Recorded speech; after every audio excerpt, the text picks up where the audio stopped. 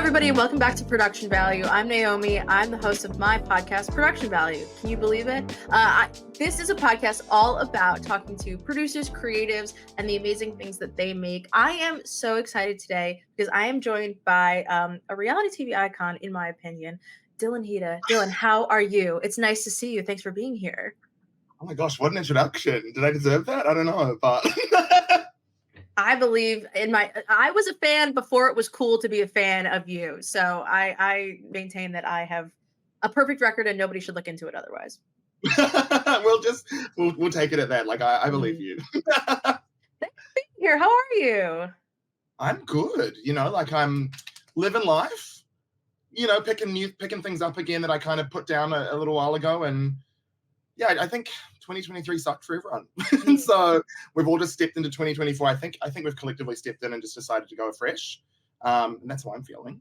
Yeah, it's an even number year. And that feels better. Odd number years feel weird. That's how I even splits beautifully. Fours, we love it. Four's my lucky number. We'll start over.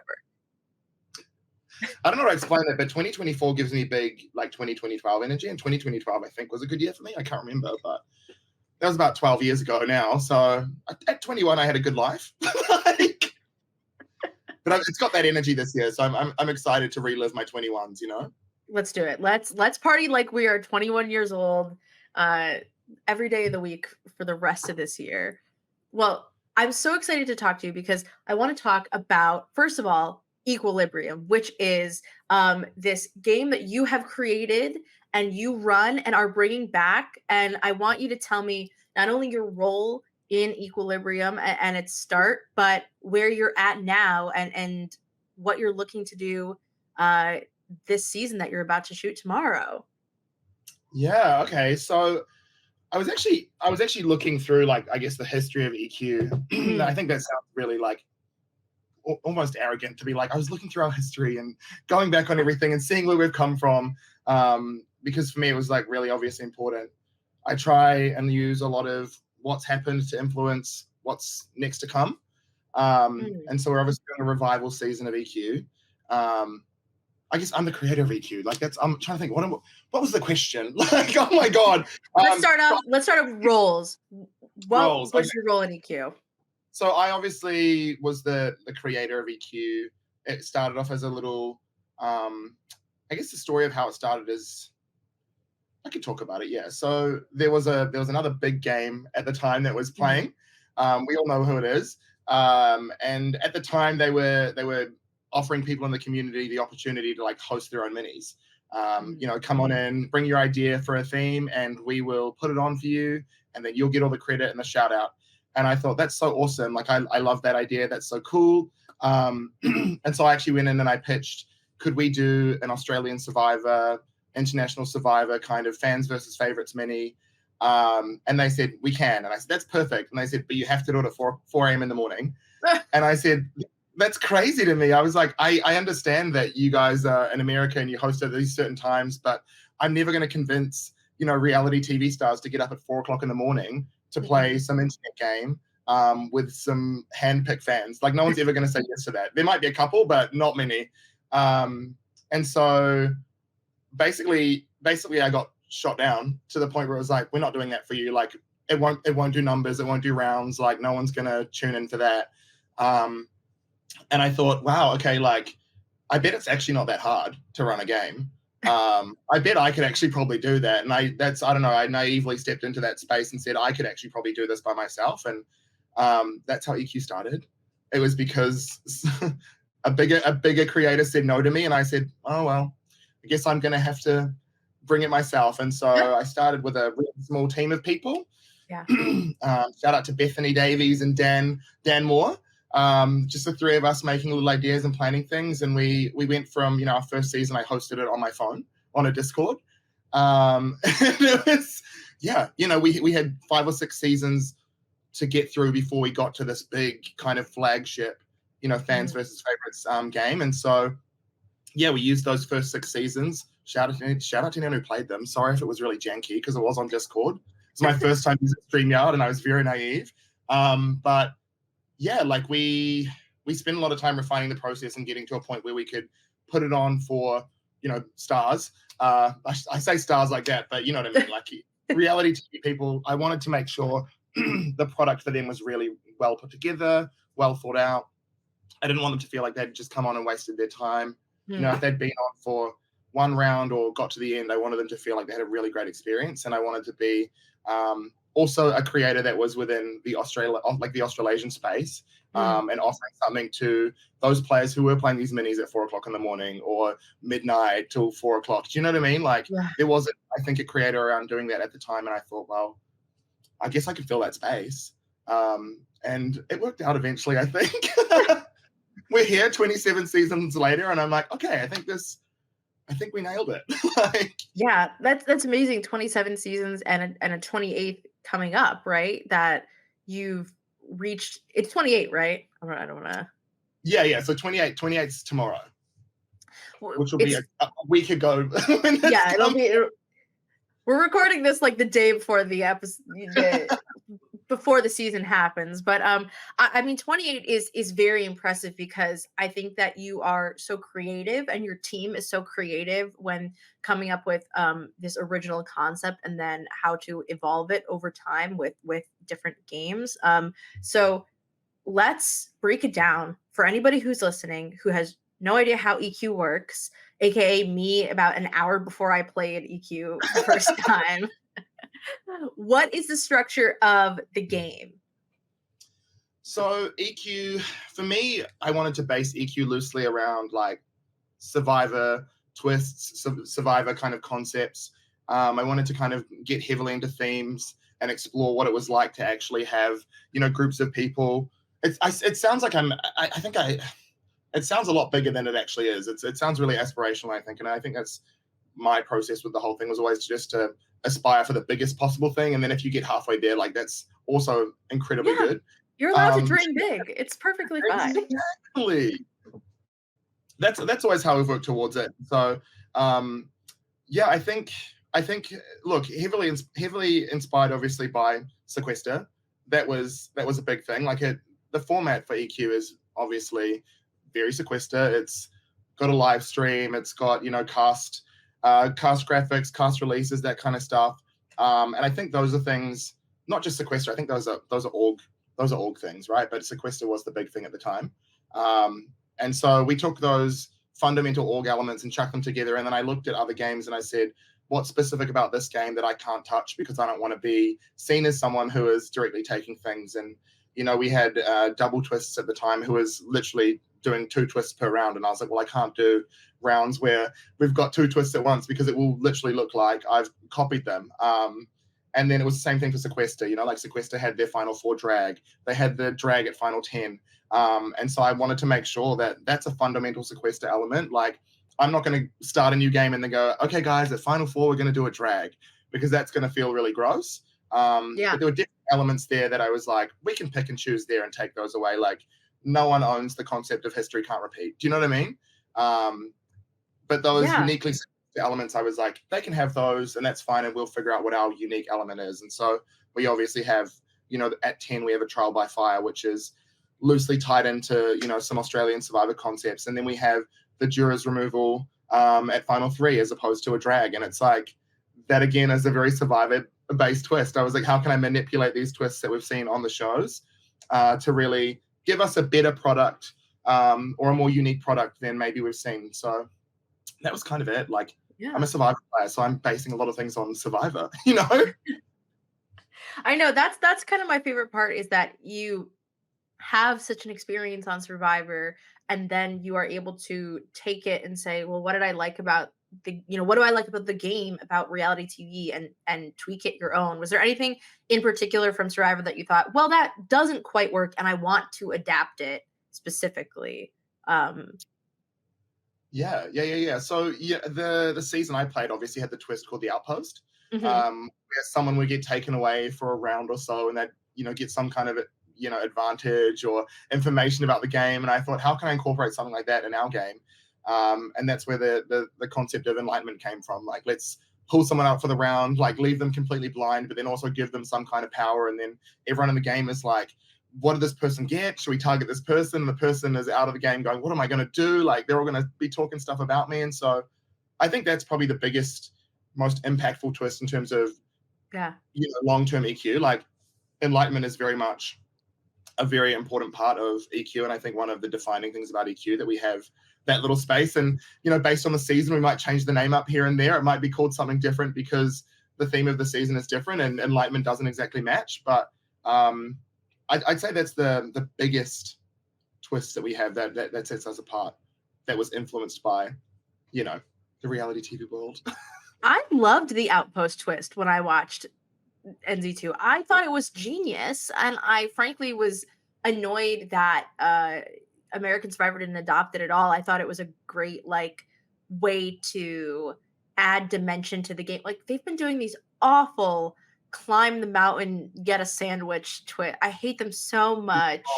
Like, if I climbed a mountain and there was a sandwich waiting for me, I'd be pushing production off the cliff. Like, get down! Like down the grassy hill. Yeah. I love the Outpost, and I know that some live reality games have adapted them, and I think they're totally right too. It's a great evolution of Survivor in that there's risk and reward.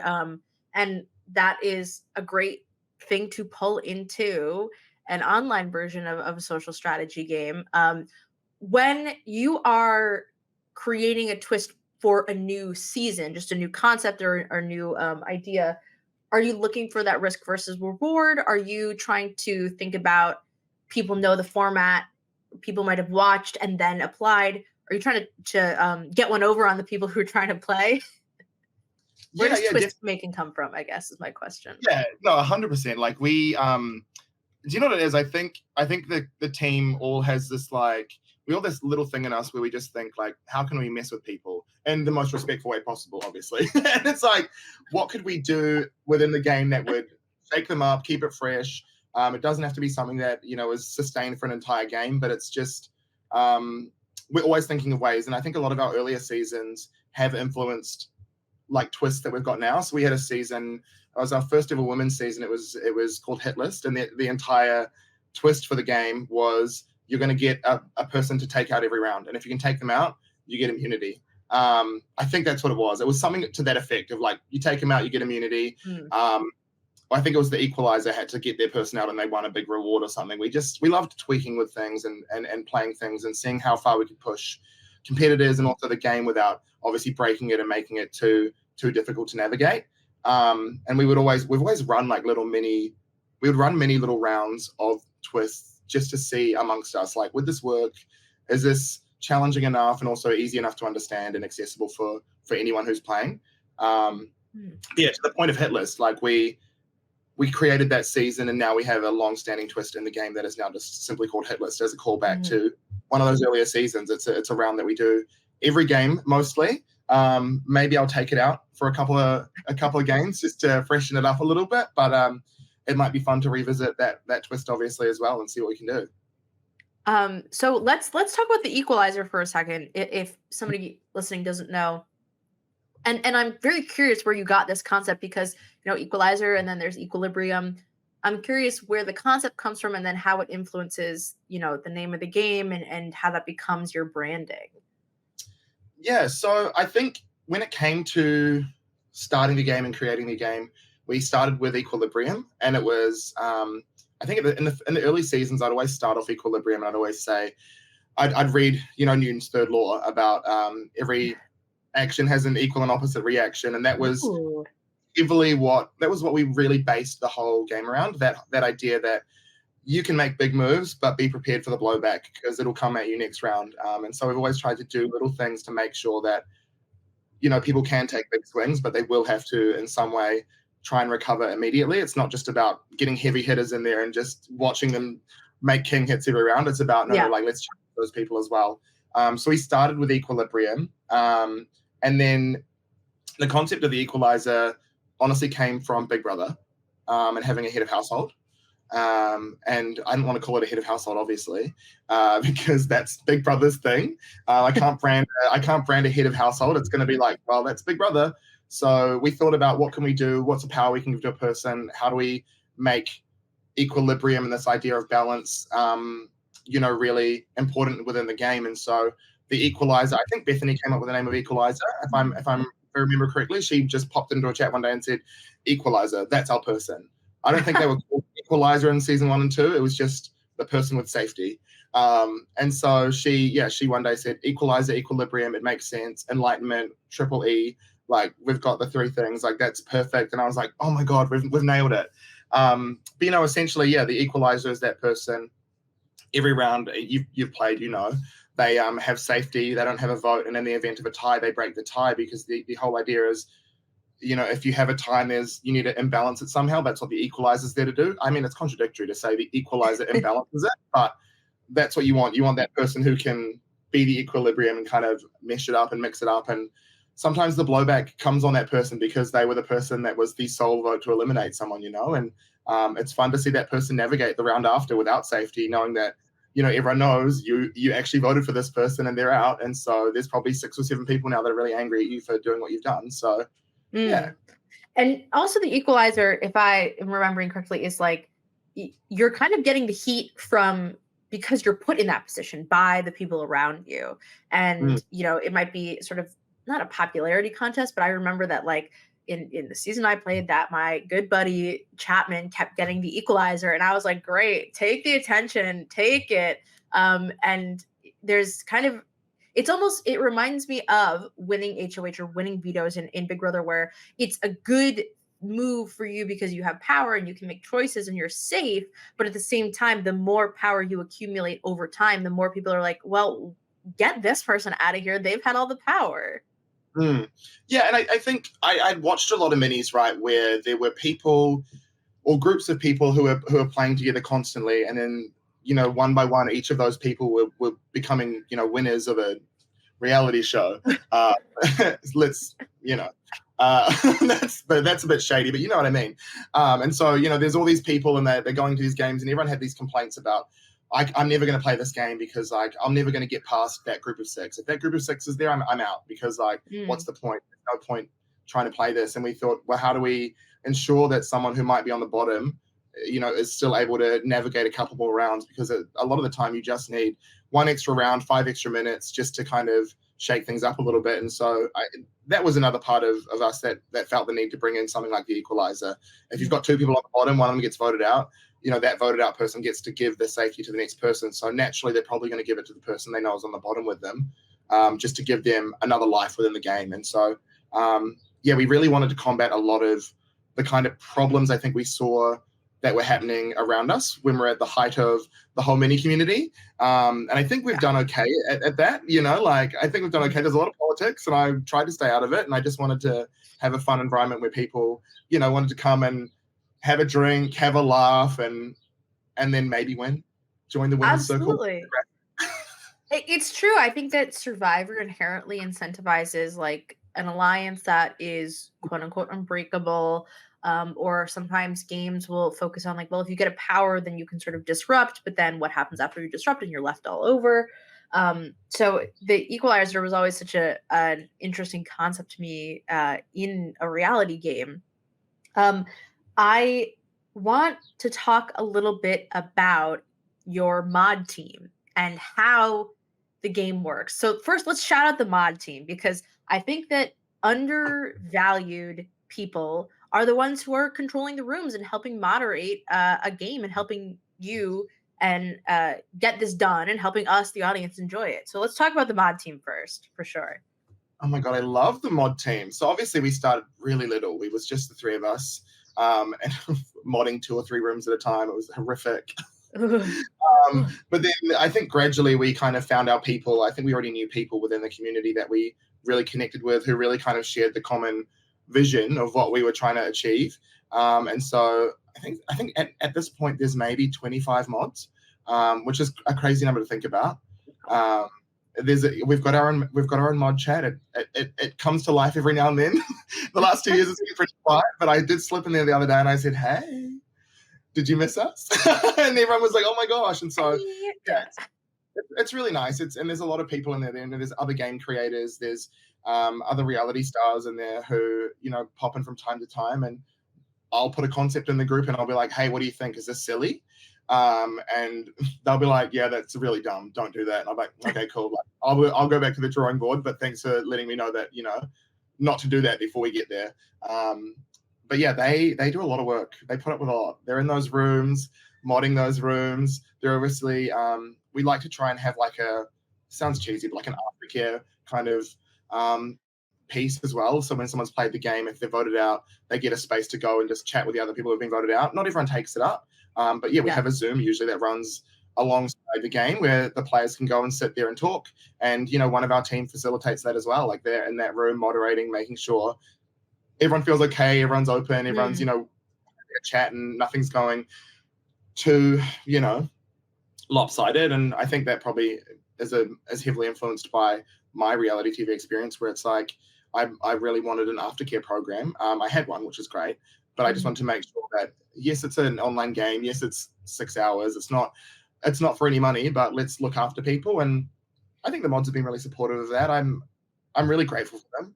No, like, yeah, so obviously Gabby's doing a lot of work. They're off today, making sure that we've got a mod team. They're getting people together, putting together a crew that wants to work with each other, because obviously there's a lot of things that happen between then and now, and you got to make sure that everyone on the cast is comfortable, and the mods that are behind this, behind the pictures, are also people they feel comfortable around. And so I think, yeah, our team's really great. They get it. Like, there have been people who have played that don't agree with some of my mods, and some of my mods will say, I just won't do it, it's fine, it's cool.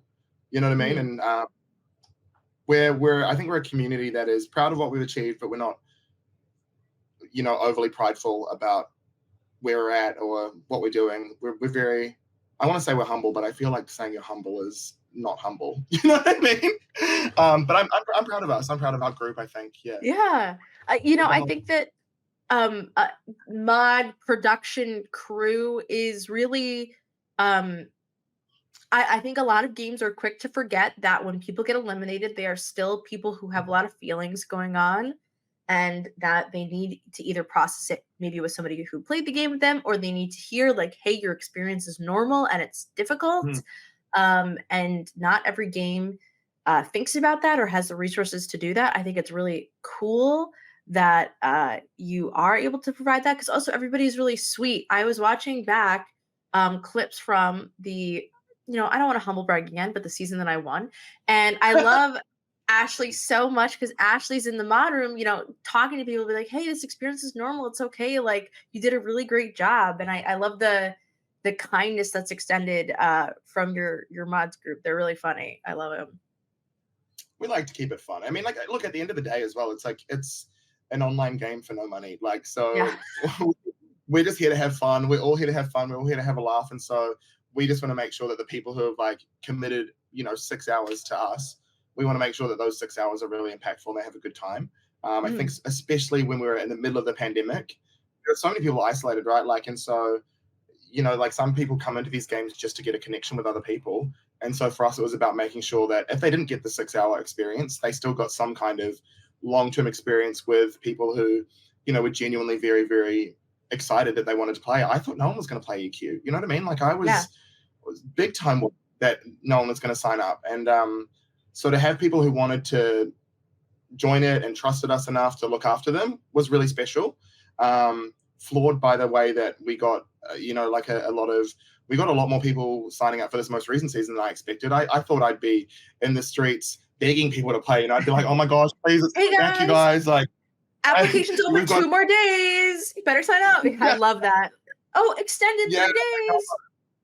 It's like, and so I was really lucky. We got to, close the applications a week out from it all, and really put together a cast of people that I think is going to be really fun. And yeah, I think we spend a lot of time on our casts, which I think sometimes people in other games don't necessarily do, especially if you're pumping out 6 a week. It's very hard to, give the attention to the cast and what does the dynamic look like, and how does this cast work with each other, and how are they going to be in a game, and will it be okay? Will these people clash? Is it okay to put them together? So I think that's why we take a little bit more time with our games. They're not so they were never very all the time. There was one point I think we were doing 3 a week. It was ridiculous.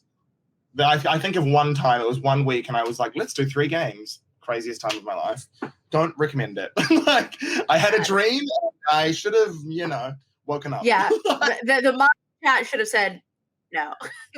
You should have Yeah, squashed that with it. like, let's do it. And I was like, yeah. And then afterwards, I was like, let's never do that again. We're going Never. on break for a month. Like, Well, I want to talk about casting in a second because I'm very interested in my experience casting a fake survivor versus casting an online game where you're not going to meet these people.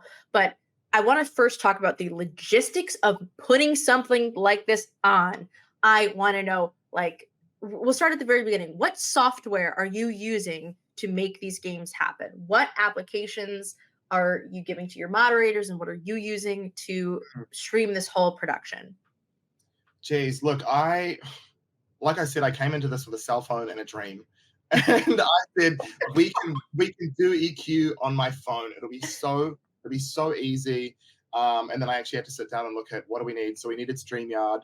Mm-hmm. We needed some kind of streaming software, and I use Streamlabs. I've got a full setup for the EQ kind of thing. And then we had to figure out how do we get a Twitch multi display. I'm not a pro at any of the technical stuff. I'm actually horrific at it.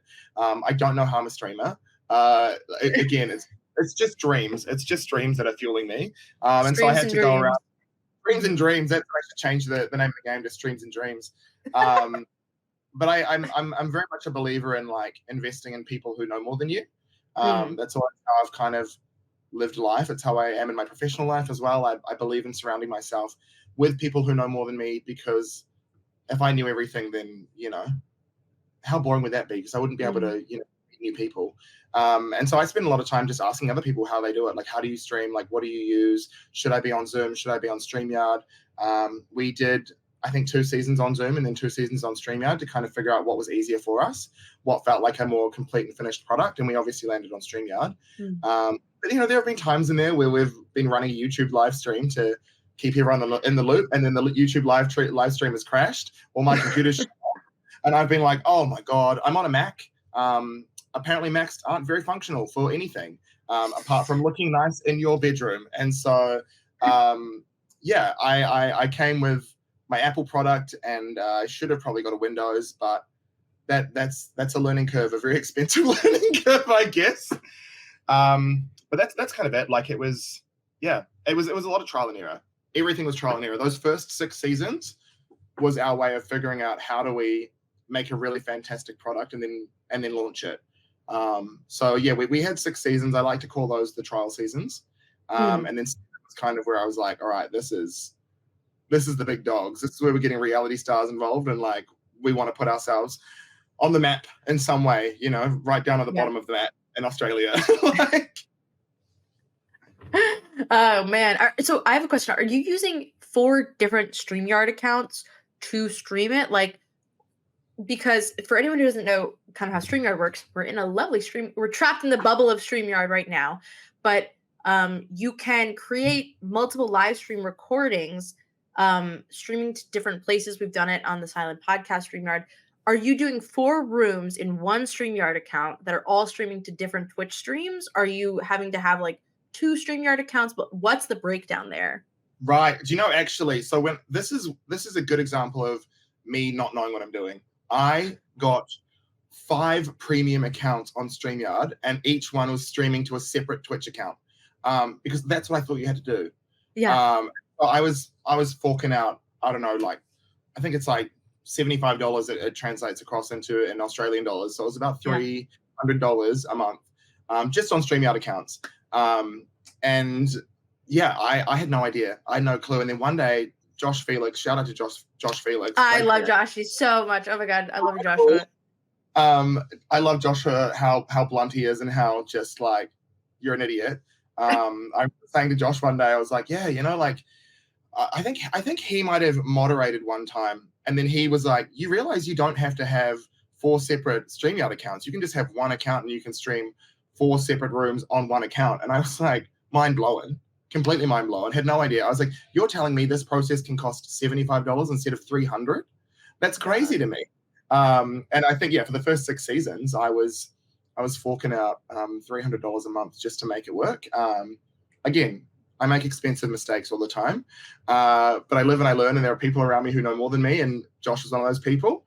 Grateful for that. Grateful I'm not still putting out $300 a month for the games, but we do that configuration. I think it's 4 Yeah. or 5 based on the cast size, in StreamYard, and then I also have the stream account that streams out to YouTube. So Hmm. my computer screen's very full. And then I've got a voting chart obviously open, and then a Skype chat open. My poor little computer's running overtime, but it survives Yeah. mostly. The fan just breathing heavy. That was me. I got a new computer maybe a year or so ago, but when I was playing games in the pandemic, I was on my 10-year-old laptop Oh, that I had like fallen off of my college dorm bed like 5 times. It should not have been working. But it was 10 years old, and it would just be like the fan would be blowing so high, it sounded like a jet engine. And I was like, I'm gonna be tech backed one of these days because I don't know how this thing is still going. It's hilarious doing it on a Mac because yes, of course, everybody is so, got to have your Windows computer to stream, got to have your camera, your whatever. That's really funny. If you have a Mac, you can do it too. That's uh, the best thing. I've tried. Like, You can kind of do it too. So let's talk about casting. Let's talk about why what is important to you in making a cast, and also I guess my main question is this, because when I'm casting something, I know that I'm going to meet these people in person, and I know that I want to create an environment where people don't feel like they've traveled too far to participate. They don't feel like they are showing up to a bunch of people who know each other. And mm, I also am possibly going to be friends with this person for a very long time. So I'm really looking to make sure that somebody seems like a good fit and an exciting person. When you're casting for a game where it's online, it'll be done in 6 hours, and you hope everybody has a great time, but the group chat maybe will die after 6 months or so. What are you looking for somebody to participate? yeah, look, I mean, in those early days for us, it was all about fresh faces. It was always about Yeah. getting people into the game, generating hype, obviously, getting people invested in wanting to be a part of it.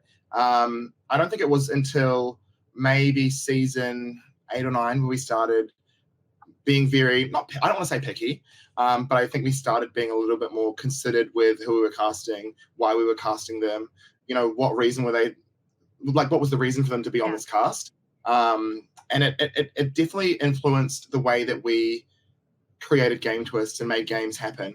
I think about a Jeff Probst thing, and this is going to sound really douchey, I think, for me to be like, I take inspiration from Probst, but I remember he sat down in an interview one time and he said, we often look at a group of people and we say, what can we make from this group of people? We don't make the casting decision and say, we're going to do all women, all, Australians. We don't make that decision. We don't limit ourselves with that. We say, what can we make from this group that we've got, and how can we make this Hmm. group special? And so that's kind of our process of a cast, right? Like I think we do it slightly backwards, in the sense that we put up the applications and we loosely say, this is what's happening. It's an all newbies game, or it's a newbies versus vets game. And then we look at the newbies and the vets and we go, what is the experience level of these people? How new are they to these games? Should we be, putting in game mechanics that are going to slightly help those people who haven't played? Or should we be focusing more on the cast as a whole, and not relying too heavily on the twists, right? Like, and I think that was a really big thing that I wanted to make sure we nailed when we were in the process. It felt a little disingenuous, and it felt weird when a game creator would be like, we're doing a game just for people who are in Australia and we're calling it Down Under, and I was like, okay, I get it, but like, you could be a bit more creative in how you're putting together a game about people from the other side of the world. It doesn't have to be, let's call it Down Under because they're from Down Under, or let's just call it Women's Mini because it's all female presenting individuals. Mm. And so we definitely always had a dream for the cast. We'd sit down and we go, we're going to do a themed season based on who we cast, but then we're going to make the season not about the fact that we've just cast a bunch of people who fit a certain group, if that makes sense. Yeah.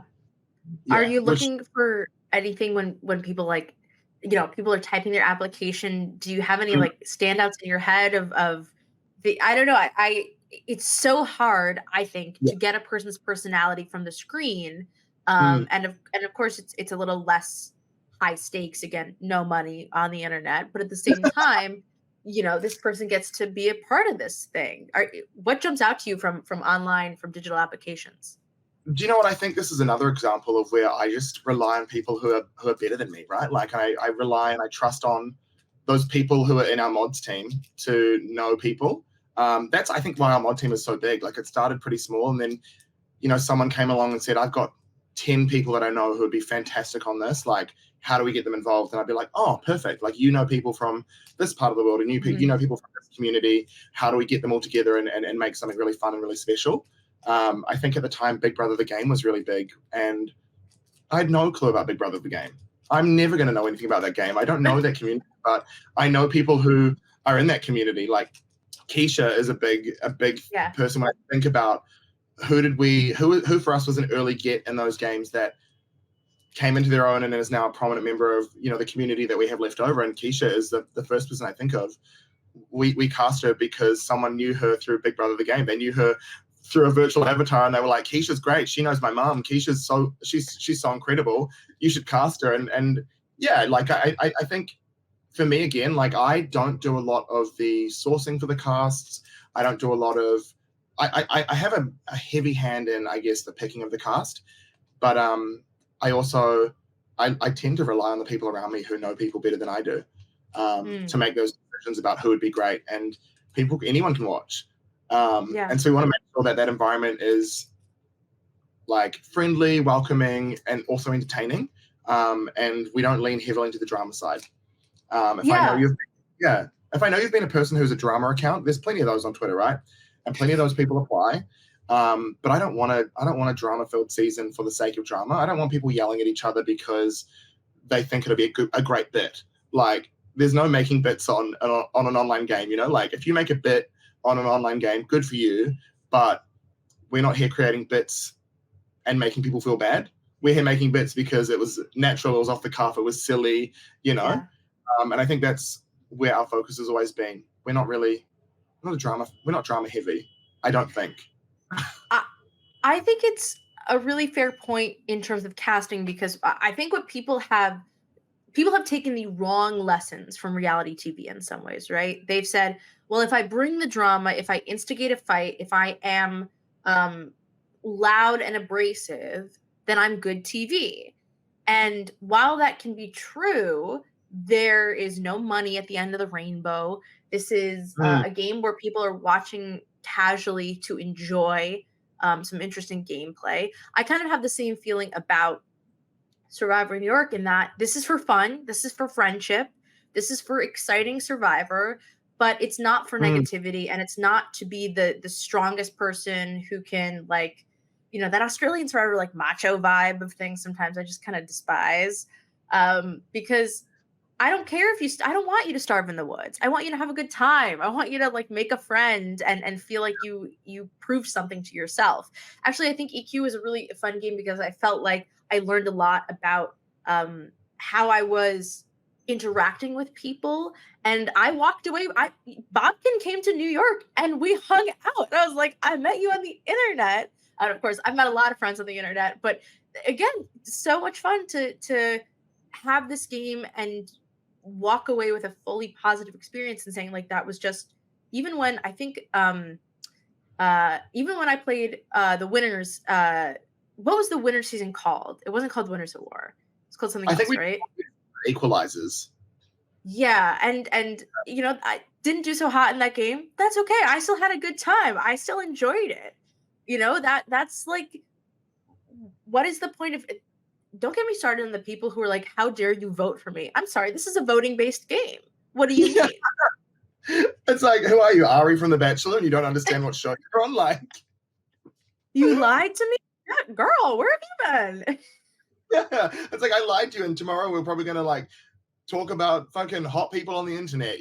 Like let's just move on. Yeah, geez, Louise. Yes. And on the flip side, I think some people can take gloating a little too hard. I always, like to remind people like, let's be nice in the group chat. Not everybody had the same experience. If you came out on top, you came out on top, but some people didn't. And we gotta be kind to those people. Um, when somebody plays and they're first out, what experience are you looking to give that person, even if they don't get a long time in equilibrium? I think, look, I think a lot of my kind of feelings around being an early out and like how do we look after that person post game come from my own feelings when I was Yeah. an early out in a Survivor season. Like it's how did I feel?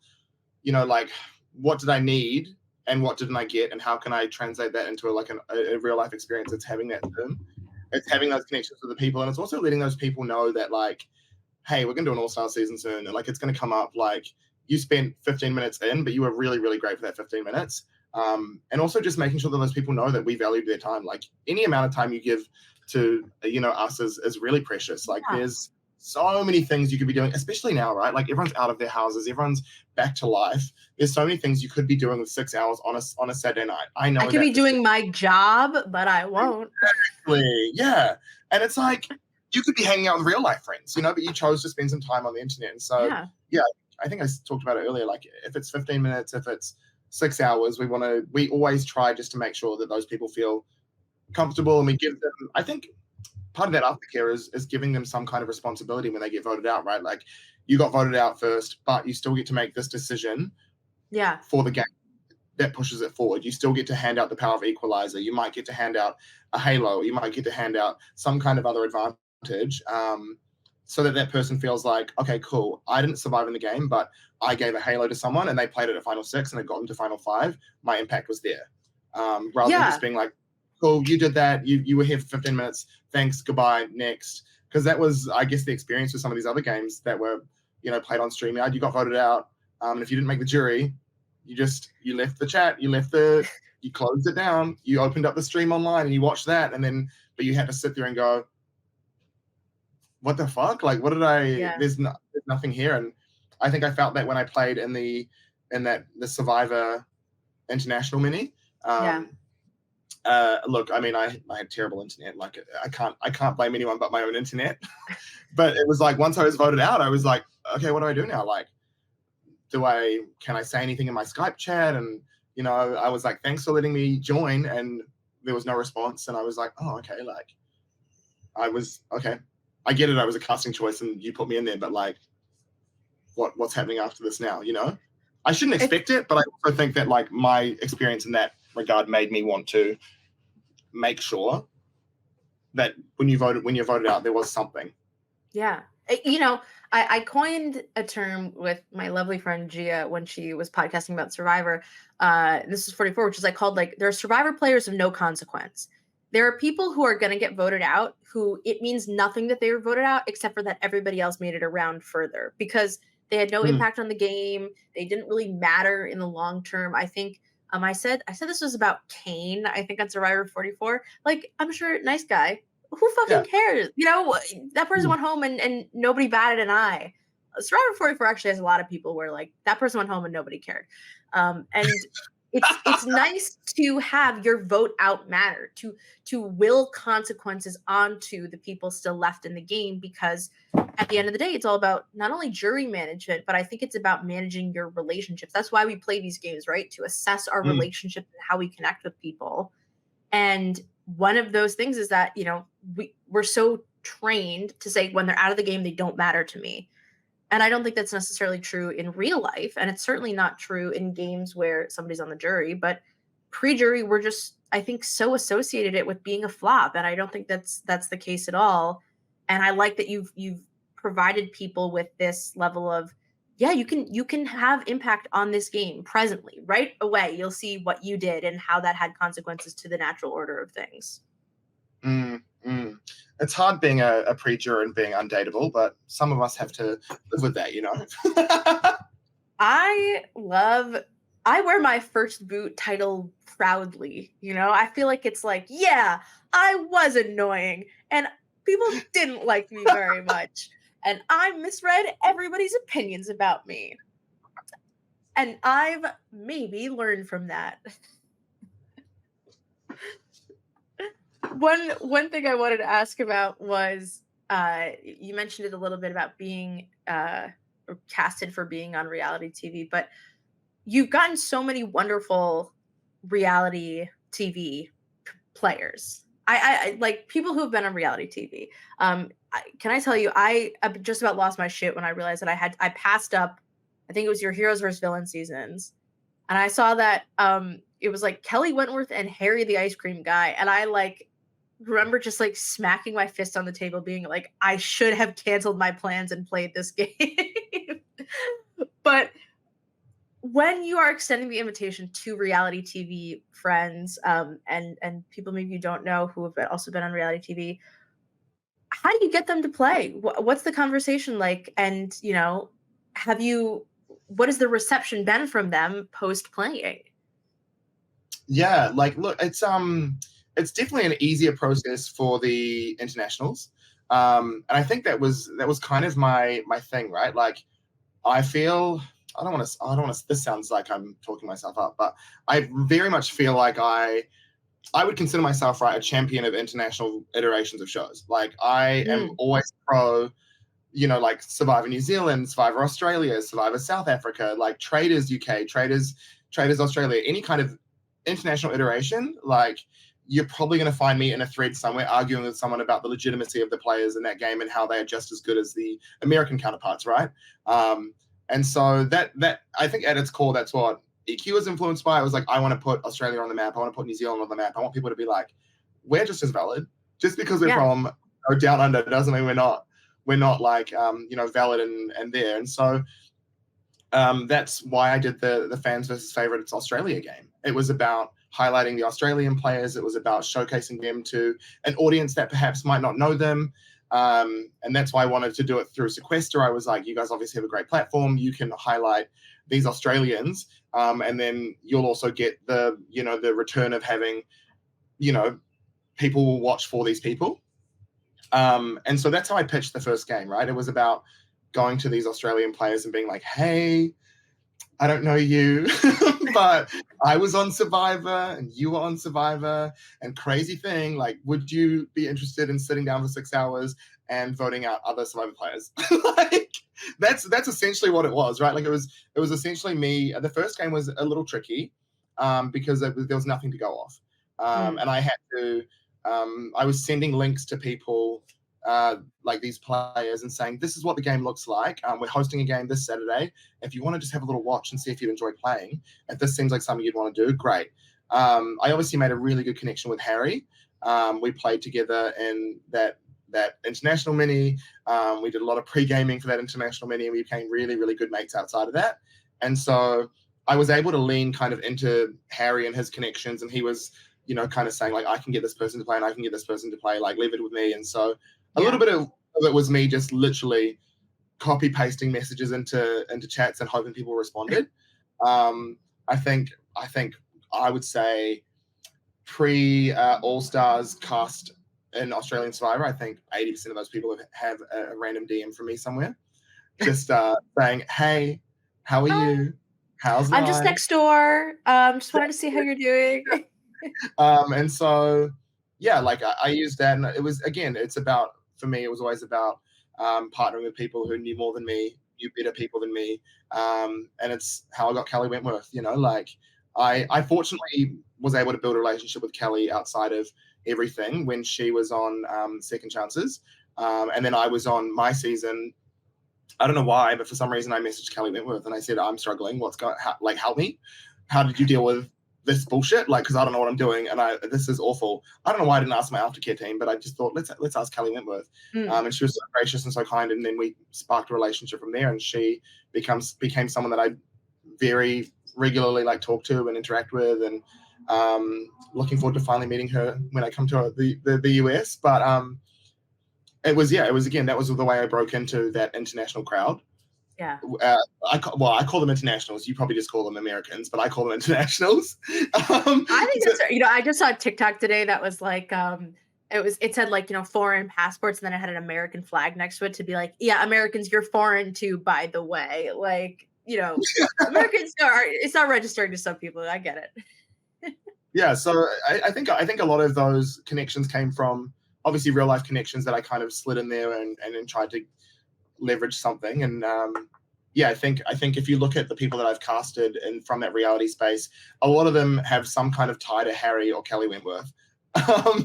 And so I love that. I love that for them. I love that they're my little EQ Survivor champions in terms of how they champion, the game and all that kind of stuff. It's really special to have those kinds of people backing you. And I don't take it lightly. It's very, very I think it's really special. And yeah, there's just all it is a lot of DMs, a lot of dreams. I I went into, obviously we've had a couple of seasons now where it's been mixed, right? We had the Australians or the International Survivor game where it was 50% fans, 50% players. We had an all women's season, which was, I think, 10 fans and 6 players of the game. And then we've had different iterations. I will it actually goes into how I'm thinking about doing season 30. I'm thinking about how big can I go, Yeah. and who should I message and who should I ask to come back and who might be interested in playing now that we've had, a couple more seasons of Survivor, and a lot of these people seem like they like being online and doing this online thing. Yeah. And so, yeah, like, look, hopefully I can do 30, and hopefully it can be as big as I want it to be. But also, if I get to 50% of the 100, like, I'm also going to be really stoked. Because things happen, and sometimes you cast an entire cast of reality TV stars, and then 3 days out from it, they go, you know what, I can't do it anymore. And I'm like, okay, I get it. It's cool. It's fine. I wanted you there, but it's fine. And like, I'd never hold that against them. Like, obviously, they're normal people at the end of the day, and they've got a life. And if they want to go out for brunch instead of coming in and sitting on the internet with me for 6 hours, honestly, I get it. Like, Fine. I Whatever.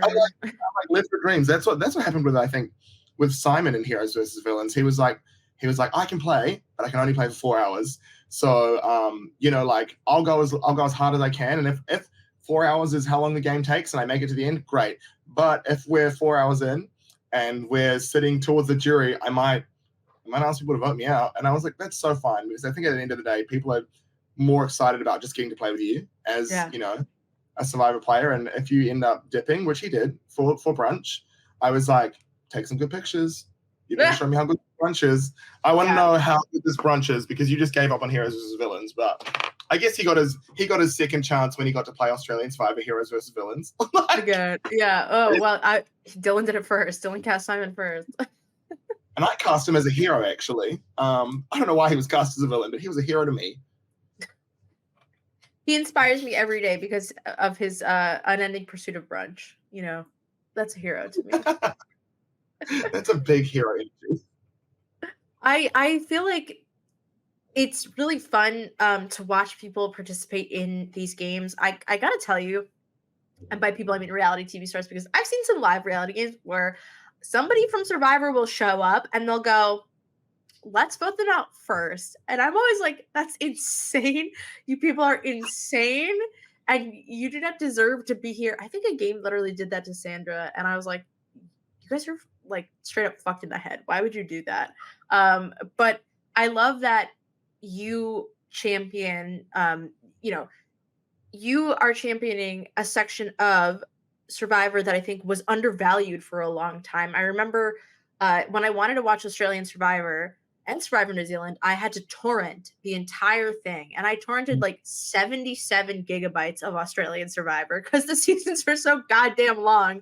And I was so hooked, and I couldn't tell it. I feel like I couldn't tell anybody about these really exciting characters, and honestly exciting not only the Shawnees and the people who get like all of the fame, but I really love a lot of the characters that are maybe not as talked about on Reddit for the millionth time anymore. And I love that you find passion in that. Is there somebody that you would say you want to champion more, whether it's like a player or a season that you think is undervalued by American audiences? I think the next step for us, I don't know what the next, to be honest, I don't know what the next step is. But I feel like I definitely still want to lean into just championing anything international, anything undervalued. Like, you look at like maybe The Mole that was on Netflix, or we just had Squid Games. Like, those are people that I'm like, they've contributed to the pantheon of reality TV. Like, how do we, and I know, look, EQ is a tiny thing on the internet, but like, how do we get those people onto this so that, they can have another boost up of like, these are great people. Just because they went on 15 seasons of Survivor, like, they're still good. They never, and like, I think I'm always going to lean also just into those pre-jurors. It's that camaraderie, right? Of like, Yeah. you had 3 episodes, but I know you've got so much more in you. I mean, look at Donlin. Like, Donlan played early EQ as well. I'd love to have Donlan back, not because he was on Survivor, but because it's just another way to show off Donlan as this great person that we all know him as. He didn't get that on the show, you know? Yeah. I think sometimes find gems from these people who were edited some type of way, and then you put them on a live stream and they're burping and they're laughing and they're drinking a beer, and everyone's like, this person's actually really hilarious. I love this person. This person's great. I think that happened for Simon. Like Simon was honestly, I think in his first season he was edited pretty horribly. He was. Yeah, I gotta say, I did not like Simon watching Australian Survivor. I had no care for him. He was a big douchebag. He gave big douchebag energy, and then you put him on. I'm not saying that we were the breakthrough for him, where he was like, where people were like, oh, he's actually wonderful, but you know, like we put him on a season of EQ, and people were like, oh my god, he wears anime t-shirts. Like, oh my gosh, he eats ice cream, and then he was just doing the goofiest things, and he was talking about the silliest stuff on stream, and that to me is always really precious. Like if one person goes and watches a stream and says, I actually like Simon now because I just realized like he's actually a person. He's not the character that was shown to us on TV. He's actually a well-rounded person who's actually quite funny, and he's actually three-dimensional. He's not just the jock douchebag kind of bro. Yeah. I loved when everybody seemed to really understand how amazing Karishma is. Karishma was somebody I met during the pandemic, and she is so funny and entertaining, and to see other people recognize that is like a real joy of these experiences and playing these games, because people can be good at reality TV also, and some people are good professionally and go on like 8 seasons of Deal or No Deal Island. Boston Rob is back, baby. But at the same time, they're also people. Reality TV is people. It's just, normal people who are pretty enough and interesting enough and like willing to exploit themselves enough to be on reality TV sometimes. And that doesn't make them any better than the rest of us. It makes them somebody I think that is worth knowing, but also not worth worshiping. That's kind of my like hot take of reality TV. I think that needs to be more of a hot take. I think more people need to subscribe to that belief, No, you love that. Look at Bryce, right? Bryce is a big example of someone who early out, but like was given a chance by the right people. Again, not comparing myself to Rob Has a Podcast, not saying that we have that same kind of reach, but it's like there are people who are definitely fantastic. Everyone who's cast on reality TV is cast on there for a reason. Yeah. Everyone sat down in a room with a producer or a team of production and they said, you've got it. You could be the winner or you'd be a great character. And not everyone gets to have that kind of side of them exposed to the world. And so it's cool to play even just a tiny part in helping humanize people and give everyone like a more real version of these like stars. You know what I mean? Give them dimensionality. I totally agree. I think that people inherently forget that reality TV is narrowing people down.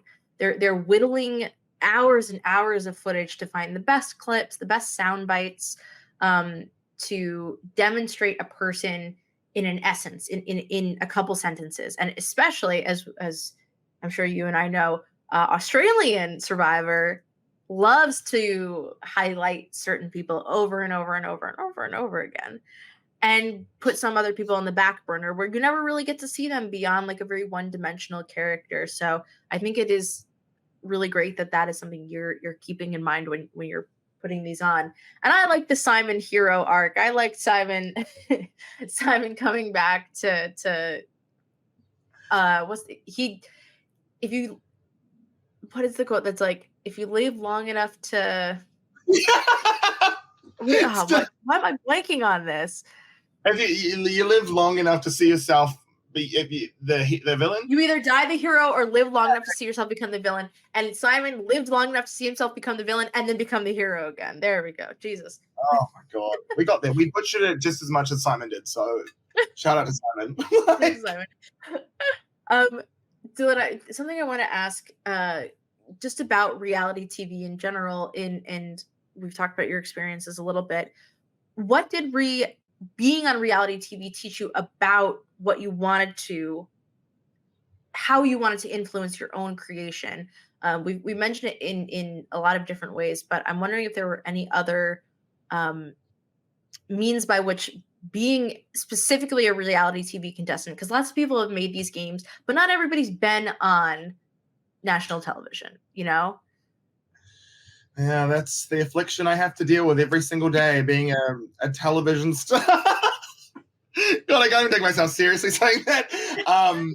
I think honestly the big thing that we had was aftercare, and I've Mm, said it 1,000 times. Like I think that's what we pride ourselves on, the aftercare, and it's something that yeah. I'm really fortunate to have. When I was on Survivor, we had access to a psychologist for 12 months after we were on the Wow, show. 12 So, months.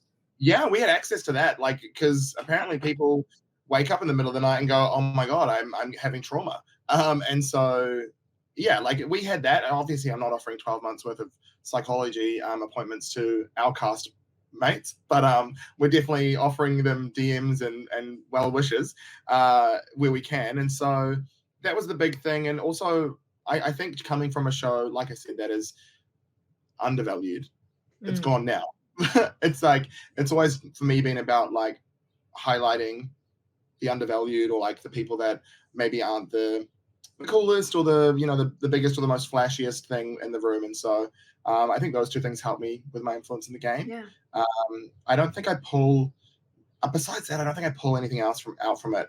To be honest, I've tried to forget it. yeah. Like everyone comes out of this season, and I think most people love it. Most people, but also most people want to try and forget the vast majority of the stuff you don't see that happens while you're out there. So I do want to ask a couple production questions about Survivor, and mostly things that I've always kind of have been in the back of my head, if you'll indulge me, and then you'll never have to think about them again, like you just said. You will move on. let's go for it. Let's Um, go. how long did you have in between filming your season and having your season air? You had the 12 months you talked about of aftercare. Was it under 12 months? Did the aftercare intersect with the TV show airing? Yeah, yeah. So New Zealand obviously is smaller. They've got smaller teams for everything, so everything happens really quickly, right? I think my timeline was I got cast in, I want to say like November or October, and then by January I was on the plane, Mm, um, and then I was obviously voted out. I came back mid Feb, and then by the end of March, promos were already going out for the show. They were teasing, like the cast, and we were getting, information from our people about this is going to happen soon. Like you're going to be announced. Everyone's going to lose their mind, and we were like, oh, everything's going to change. But yeah, no, the turnaround for us, it was less than a year. Like yeah. from for me at least, from being casted to the reunion was like less than, I think, maybe 10 months of my Wow. life. So that was pretty crazy. I was very late cast. I think that initially the plan was to put the season on, or like to go and film the season in like October, November, but we filmed somewhere where there was a lot of rain, and like apparently like where we were going to stay went under, and so they pushed the filming dates back to a warmer time. And then I was like a second round casting kind of person. Mm, I wasn't in that first pool, unfortunately. I took someone else's spot, and good. so yeah, I got that call up, and I was like, okay, guess I'm going to Thailand now. Like Pack a bag, pack light, I you went know. with a dream. Everything about me is just doing stuff with a dream.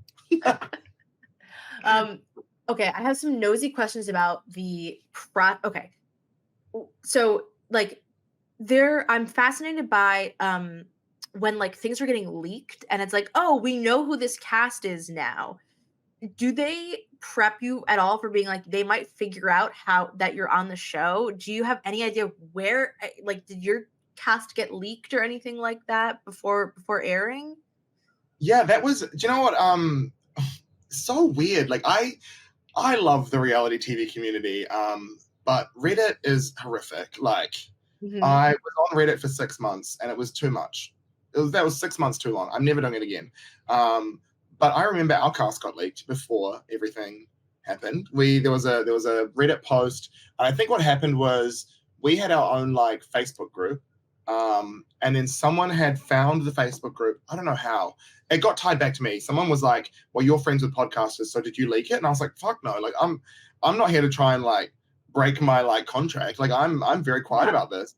My best friend at the time, I was podcasting with him, and he didn't even know that I was on the show. I just told him I was going back to New Zealand to go and spend some time with my family, and I'd be offline for a little bit. And then he found the post, I think, a little bit afterwards, and he was like, "Oh, I saw you in the picture with what looks like the Survivor New Zealand cast. I recognize, some of the people from the kind of publicity side of things. Really happy for you. Really happy you got that time out there." And he was like, "Were you a dream teamer?" And so I had to run with this whole joke with him that like I was definitely a dream teamer. Like I'm in that picture because I'm a dream team contestant. I wasn't on the season. I was just there, and I got the opportunity. I got the call up because I was at the first season release party, and so they said, "You can come and test out the challenges." And so I had to lie to this guy for a good 2 or 3 weeks. I'm not good at lying. Very Mm. not good at lying, as you might know if you've watched Survivor. But yeah, like that happened, and then the big cast release went out on Reddit, and it was like, these are the cast, these are the people. It was basically, I don't know how they got our group chat. Someone leaked the group chat, and they had everyone in that group chat, down to like even production people's names on this list, and they're like, "Here's 24 people. We're trying to figure out which of the 16 or 18 castaways, but you can expect it to be from this pool of 24." And then it gradually got narrowed down, and then I got a couple of messages being like, "Oh, I noticed your social media went offline for 3 months. Like, where were you?"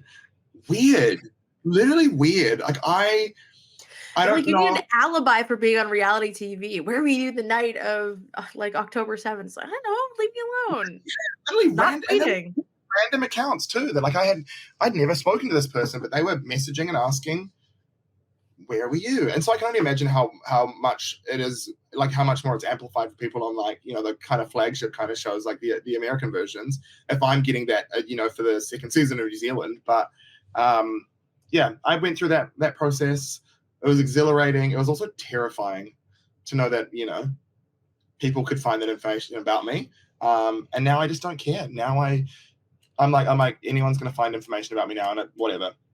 My Yeah. whole workplace, the new workplace I'm at, knew everything about me before I got there because someone found out I was on Survivor, and so they went through and did the deep dive. They looked through all of my social media, created a miniature profile on who they thought I was going to be when I stepped into the business, and apparently I've matched up exactly with what they were expecting. So thankful for that. Thankful they know me exactly who I am. They'll probably Yeah. watch this podcast. They'll be like, "I saw you talking about us," and I'll be like, "Well, you." Hi, thanks for watching so far into the video. Um, okay, another weird Survivor question I have is who are you like getting sent promo pics and promotional content, when you're on a season and they take your cast photo or they say like now especially it feels like the current Survivor contestants, Survivor 45, where they're always remember when they were all posting the same copy for like an image that was like, "See how fiery it gets Wednesdays at 8." And I was like, that's the best they could come up with for each. Anyways, were you given promotional materials, videos, photos? If so, how is that delivered to you? How does the marketing team interact with you when you're on a show? Facebook. Wow. This is back in Facebook days. I think Facebook was really heavy back then. It was always, yeah, we had a group chat. There was a Dropbox. Leading up to the week, it'd be like on the Monday, I think we'd receive a notification like the Dropbox has been updated with a bunch of images from this week's episode. Do what you want. We were pretty free reign. Like New Zealand's pretty loose. Like there were no rules. It was like take these pictures, use these pictures, share them wherever you want to, generate hype. None of us knew what we were doing. None of us are social media trained. So Yeah. I was just trying to sound, I think in hindsight, I look back at some of my captions and I'm like, God, I sound like such a douchebag. I sounded like such a person who wanted to be on TV. And I was like, tune in on Wednesday at 7 p.m. What's going to happen? Will I survive? Like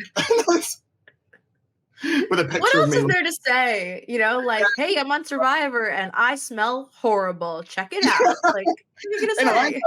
taking the comedic route, but yeah, that's how we had it. I know that it's a little bit different for some of these other players. I think Australia is a little more Australia's very loose, actually. I know they're Very very loose. loose. Very loose. Interesting.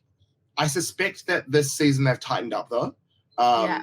I'm not to be that person. I shat on people who are a little weird and get too invested, but I will always look at a person's social media and be like, when was the season? Did you post while you're away? Like, is there any indication that you might have been in earlier and you've come back and you've decided to start posting? I don't want the spoilers. I just want to know who not to root for, because like if someone's coming back and deciding to ruin the process and, post that they're back on social media, I'm like, I hate you. You've ruined it. And I don't want to root for you. That's why I do it. Yeah. Sounds crazy. But yeah, no, I think they've tightened up this year. I've done a deep dive on all 24 contestants. None of them have posted in the bracket of time that was filming. So I'm like, that's fantastic. I saw Hannah Rose when she was on Twitter for like 2 seconds, like 3 weeks ago or whatever. She tweeted that somebody figured out that she didn't make it to the merge because she had logged a book on her Goodreads account. I was like, we got to go outside. We got to touch a little bit of grass. This is insane. I see it on Instagram and that's it. Like, that's as far as I'll go. I think that the production behind Survivor is so interesting.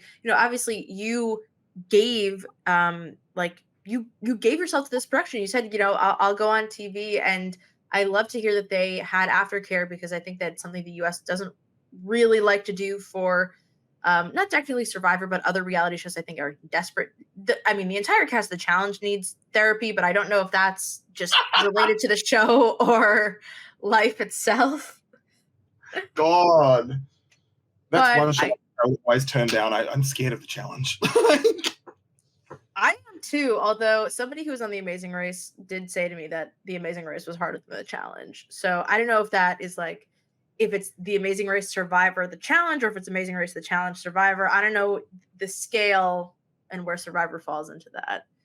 And they wouldn't either. Because they haven't been on Survivor. Interesting.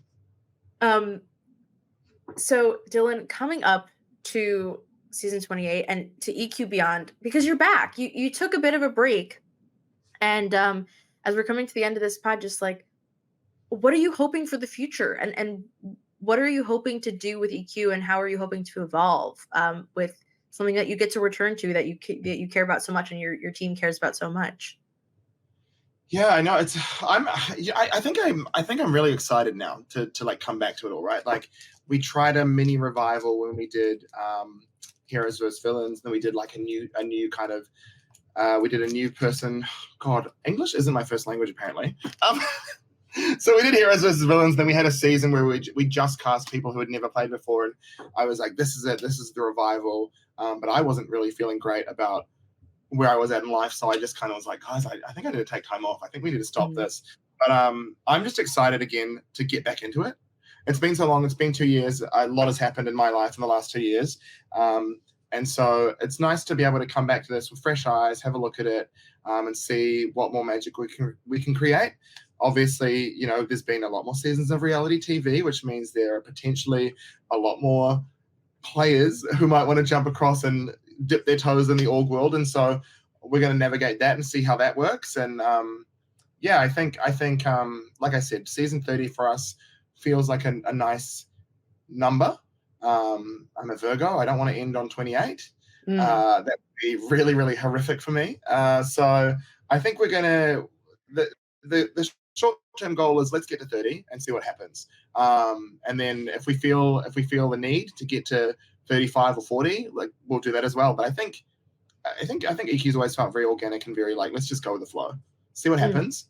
So yeah, look, if we have a big game on the 30th, if I'm calling you up on the 30th, Naomi, because I want to bring back some heat, maybe there might be some other Survivor players again, and you might get another chance. It specifically has to be not only Survivor players I like, but Survivor players who I was maybe watching being like, wow, I also scoop ice cream. It's too bad that I have a boyfriend and this man lives in Australia. It's just too bad, but it could have worked out in another life. I also really want to play with like that I, because like, the whole Survivor community, or at least the reality TV community, feels more connected and more small because there are so many like versus the world iterations of things happening now. We obviously have the traders doing their big thing where they're bringing people together. We've got Drag Race doing versus the world, and then I think. I mean, the challenge obviously did their versus the world thing. I forgot about the challenge. How could you forget about the challenge? But then I've also heard rumblings You can of forget about the challenge. I think there's just too much to remember. the only thing I know about the challenge is Michelle plays, and that's Yeah. all I know that I care for. So, yeah, and like, look, there's been rumblings of is there going to be a Survivor International kind of thing, and so yes, we're all over the world, but it feels more connected, and I kind of want to explore that as well and explore what would it be like to get maybe Kendra from 45 on a season with Simon, because I know that she has a big time crush on Simon. You know what I mean?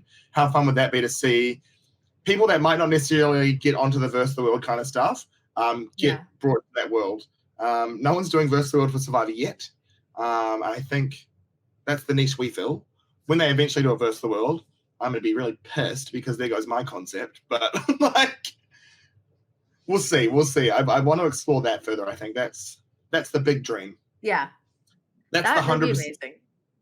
If we get there, we get there. If we don't, and it's just reality TV versus the internet, then sure, that would be great as well. So we'll see how that goes. Yeah, I would love to. And this is just, you can do whatever you want with this. I know that Christine of the Better Jurors is a big fan of Survivor Quebecois, and like some of the non-English speaking survivors, the same way that Drag Race has had the ability to have, now, of course, there's this unfortunate thing, which is like the barrier of you probably have to speak English because us Philistines, in American English speaking countries are like not going to know your language. But I would love to have people from foreign survivors that don't primarily speak in English, because I think that that's a whole other market that's like untapped into, or people are sort of singing the praises, and some people just don't watch because of the subtitles. I'd love to see that also incorporated in some ways. It's a little more difficult. Nice. It'd be really nice. Yeah, I think I think at one point we got really into. I mean, not we. I got really into College Survivor, and I even considered like looking at how do we do a College Survivor season of fans versus favorites, and then I was like, that's so niche. Like there's casting decisions, and I like you want to put a cast together, and sometimes you base the cast so niche that you go, I can't actually make this happen. And so I was just, I think at one point I almost had Feluke from Maryland Queen. Yeah. She was interested. And so it was really interesting to see like, how do we get College Survivor players on with international players and also American players and mesh them together and see how that happens and see what works. And wish she played maybe one day. That'd be a season called like Oops All Icons, like it's just like, hey, do you want to see the craziest cast? I mean, it feels like a Brant Steele in some ways, but in the best way is just how I can articulate that. I love College Survivor so much. Do you have a favorite season or like a favorite character? I mean, Feluke or someone else? I think the first season I watched was Maryland All Stars, I want to say, and I think I want to say his name is Jordan. This is so dusty for me. It's been so long since I've looked into it. I think his name was Jordan, and he'd come from another season. He got back, and then he had an idol, and he got idled out or something. The dynamics of those games are so crazy to me. How are you voting people out with 2 votes as the majority when there are 12 people left? Like, it was mind blowing when I first watched it. I think I watched is Michigan with Cooper. Yeah, good old Cooper. I love Cooper so much. Yeah, I think I watched when Cooper played, then I watched a few seasons when Cooper was the host. I think. Yeah. Yeah, big time crush on Cooper. Big time crush alert. Big time crush on Alex. I want to say his name's Alex Thal. Deep cuts. I I listen, if anybody has gotten this far, like we're going nicher, we can go nicher. College Survivor is amazing. It's amazing television. But I am still so mad that I kind of missed out in the podcast wave of like Maryland All Stars and Michigan 1, because those are also like people who are all like actually my age. The more College Survivor happens, the older I get and the younger and the more ancient I feel and compared to them. But those guys are like my class, right? And Mm. when I watched that, I was like, you're telling me that if I was like Adam Klein and I was just more into Survivor Maryland, that like I could become friends with these people. I mean, I've, hung out with Austin and Anders and Cooper and the amazing people of all these groups, but it's like I could have been doing this earlier, like pre-pandemic. Damn, like I really missed out. I think there was a definite. I think it was when everything shut down, right? Like that's when I got into College Survivor. We were starved. What am I supposed to watch? Like there's no Survivor. No one's producing Survivor because we're not allowed to. We can't leave our houses. So I'm like, let's put on College Survivor. Well, it's interesting you like talking about starve for content because I think on the flip side of things, right? A lot of things have gone back to normal. And if there's any evidence from the RHAP trader stream, it's just that like I think people are ready to watch online well-produced games again. I think that market is open, and I'm so excited that EQ can come back to fill that spot with like dynamic twists and reality TV stars possibly, and really amazing people because I have such reverence for a lot of the people I've met through the online game community because they're really just interesting, funny, nice people. Mm. Some people are not so nice, but for the most part, they're interesting, funny, nice people, and I love them very much. And I'm so glad that we can sort of get back to that spot in the positive way that you were doing it before, and before I had to go back to work, before I had to go back to the office every day. Right, like this used to be my job, and now I'm like, this is the side job. But we'll see what happens. Yeah, absolutely. Well, I want to end on a question about your influences. Like when you think about the television or the online creators who influence you or sort of motivate you, we've talked about a lot of them, but are there any others we haven't talked about that you want to spotlight or just reflect on briefly? I think I'm always really grateful for the other game hosts within that community we had. I think when we were good, and when we had a nice little community of people that were working collectively, it was good. And so there are people that I think of like Renzo, who did Double Twists, like incredible friend, incredible creator, incredibly humble. Love him so much. I'm getting to see him this year, and I'm so excited. Josh Felix, we've obviously already talked about Josh Felix, and Josh is a relationship that I would never have had if I didn't play online games. He's so young and so wise. And there have been many a times when he's been the person, I think in the early parts of the seasons, he was the person who would yes or no twists. I'd present the twist and he would go, that's so stupid. And I'd go, perfect, let me refine it. I've never played a Josh game. I've never had the time to play a Josh game, but I'd always love to play a Josh game because I think he's a creator that's always so thoughtful and so considerate and always thinks about every single part of the game. And he influenced me for EQ. He helped me to not just look at the immediate and also look at the follow-up, the next step, and what does this mean for the person 3 rounds down the track? Have you broken it? And so he's a big influence. I know he will be very happy hearing me say that. And I'll probably never admit it to him, but no, a lot of time for Josh.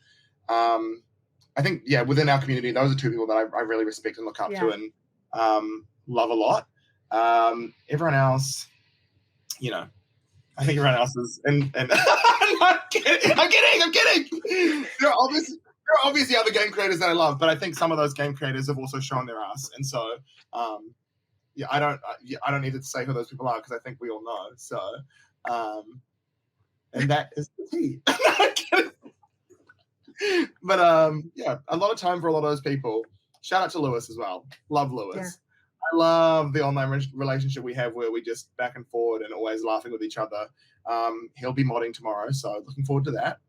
Looking forward to getting another jab in there when I see him again. And then anyone else? Lefave. Lefave would be the last. Lefave just DM'd me the link to the traders. I was up at 3 a.m, like, I don't have any traders links. Somebody please. And Lefave was there in my DMs. Shout out to them. Love Lefave. And then my team, obviously my team. Yeah. The people that inspire me. Ashley Keenan, Gabby, Logan, Fairy. Renzo's in that team too. Bethany and Dan. I could go through and name all of them, but I don't want to and then forget one person. But Right. This is your Academy Awards speech, and you can't forget anybody. So we're just, they'll be on Twitter. Don't worry. Gia. Let's talk about Gia though. Gia's incredible. She's the big champion of. She wants to do a nautical themed equilibrium.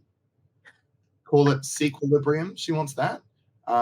She's championing, EQ on a cruise. So that could be the future. We could play a live game on a cruise and call it Sequilibrium. You could also call it sea level. Like we're at sea level here. Yeah. Just think that loud. Maybe that's the future of EQ. Live games, but we know what happens when sometimes people go into live games and they take it from the internet. So maybe not. Well, also being trapped on a boat with org players is a little frightening, but it could be fun.